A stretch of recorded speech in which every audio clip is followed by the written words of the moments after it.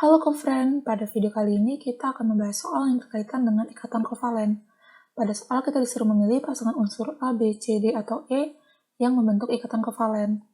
Nah, ikatan kovalen itu sendiri merupakan ikatan yang terbentuk antara unsur non-logam yang berikatan dengan unsur non-logam yang ikatannya terbentuk akibat adanya pemakaian pasangan elektron bersama antara unsur-unsur penyusun dari molekul tersebut.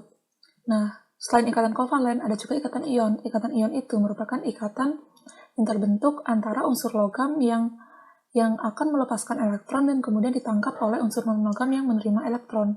Sehingga masing-masing unsur logam itu karena dia melepaskan elektron, ia akan bermuatan positif. Sedangkan unsur non-logam itu karena dia menerima elektron, dia akan bermuatan negatif.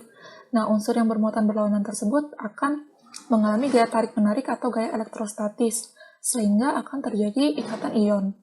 Nah, untuk opsi yang pertama yaitu unsur X dan Y, kita buat terlebih dahulu pertama konfigurasi elektronnya. Konfigurasi elektron ini kita buat dengan prinsip Aufbau, di mana prinsip Aufbau itu menyatakan bahwa pengisian elektron dimulai dari tingkat energi pada kulit dengan tingkat energi yang terendah terlebih dahulu, kemudian dengan tingkat energi yang kemudian lalu ke tingkat energi yang lebih tinggi. Nah, pada prinsip Aufbau itu terdapat subkulit S, P, D, dan F. Untuk subkulit S dan P itu masing-masing memiliki maksimal 2 elektron untuk subkulit P, sedangkan untuk subkulit S itu maksimal terisi 2 elektron, sedangkan subkulit P itu maksimal terisi 6 elektron. Nah, untuk unsur X ini, konfigurasi elektronnya adalah sebagai berikut. Jadi dapat kita simpulkan jumlah kulitnya sama dengan 3, periodenya sama dengan 3, elektron valensinya sama dengan 7. Karena elektron valensinya sama dengan 7, maka unsur X ini terletak pada golongan 7A dengan periode sama dengan 3. Kemudian, karena golongan 7A itu merupakan golongan yang terdiri dari unsur-unsur halogen, kita dapat simpulkan unsur X bersifat non-logam. Kemudian unsur Y juga sama, kita buat terlebih dahulu konfigurasi elektronnya, sehingga kita dapat simpulkan jumlah kulitnya sama dengan 3, periodenya sama dengan 3, elektron valensinya sama dengan 1, terletak pada golongan 1A. Sehingga karena golongan 1A itu kita kenal sebagai golongan logam alkali, maka unsur Y ini dapat kita simpulkan bersifat logam. Karena unsur X non-logam, Y logam, dapat kita simpulkan ikatan yang terbentuk adalah ikatan ion.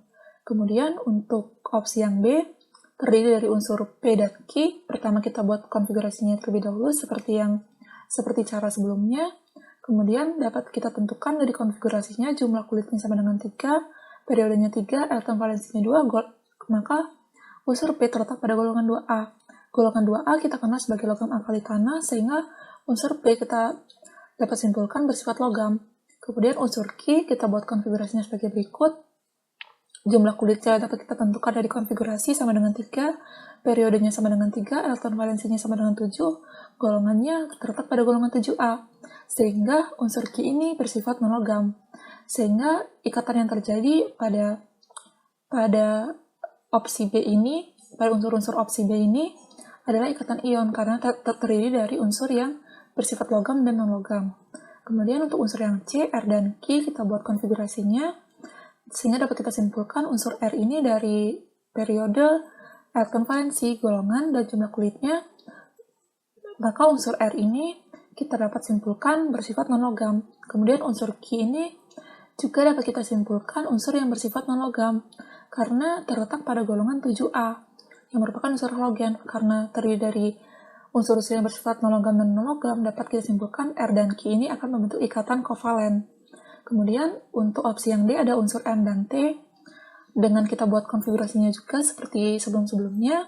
Jumlah kulitnya dapat kita tentukan sama dengan 4, periodenya sama dengan 4, elektron valensinya sama dengan 2, sehingga dapat kita simpulkan unsur M terletak pada golongan 2A. Golongan 2A itu merupakan unsur-unsurnya umumnya semuanya bersifat logam.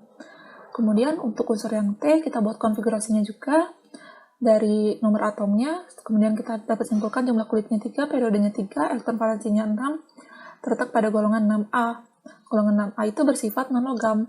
Jadi dapat kita simpulkan unsur-unsur pada opsi D ini akan membentuk ikatan ion karena unsurnya bersifat logam dan non-logam. Kemudian unsur yang E yang terakhir, kita buat konfigurasinya juga unsur-unsur yang terdapat pada opsi E itu ada unsur A dan B. Unsur A itu jumlah kulit-nya sama dengan 4, dari konfigurasi yang telah kita buat, periodenya sama dengan 4, elektron valensinya sama dengan 1, sehingga terletak pada golongan 1A. Golongan 1A itu umumnya bersifat logam, atau yang kita kenal sebagai logam alkali. Kemudian unsur yang B juga, kita buat konfigurasinya sehingga kita dapatkan jumlah kulitnya 4, periodenya 4, elektron valensinya 7, sehingga terletak pada golongan 7A, sehingga bersifat non-logam. Jadi unsur yang terdapat pada opsi E ini akan membentuk ikatan ion.